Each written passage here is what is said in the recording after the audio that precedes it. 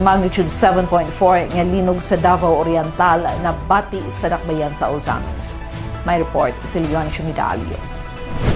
Dalingan ng gawa sa Ozamis City Hall ang mga empleyado sa Asinso Ozamis Administration human mabati ang kusog nga pag-uyog sa yuta pasado alas 9 sa buntag, Oktubre 10 ning tuiga. Sa update gikan sa Philippine Institute of Volcanology and Seismology kon PBOX, unang ipagawas nga magnitude 0.6 ang linog nga dayon gi-downgrade ngadto sa magnitude 7.5 og pagkauman giribisa sa magnitude 7.4 ang epicenter sa maong pagtayog nga natabo alas 9:43 sa buntag anaa mahimutang sa Davao Oriental uban sa kalaumon nga 10 kilometros. Ang pagtayog may resulta sa pagkadaot sa mga infrastruktura sa naglaing-laing dapit sa riyon diin base sa partial nga record usa ka individual ang kumpirmadong patay. Sa dakbayan sa Ozamis walay natalang kadaot o casualty sumala sa report sa City Disaster Risk Reduction and Management Office kun CDRRMO diin naka-experience lamang sa intensity 2 ang syudad ug pipila ka lugar sa Misamis Occidental. Kasamtangang nagpagawas og advisory ang Department of the Interior and Local Government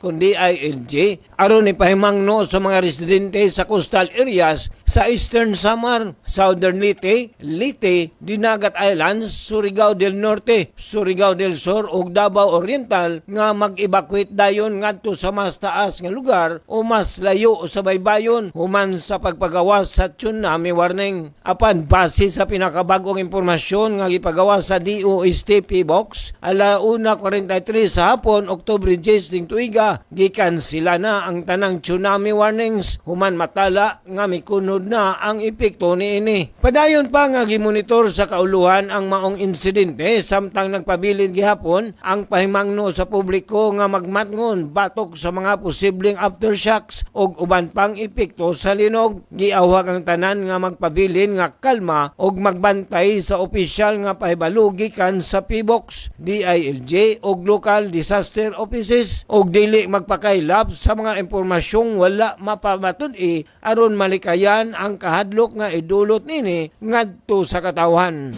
Alang sa Ozamis Today, ako si Leoncio Medalio.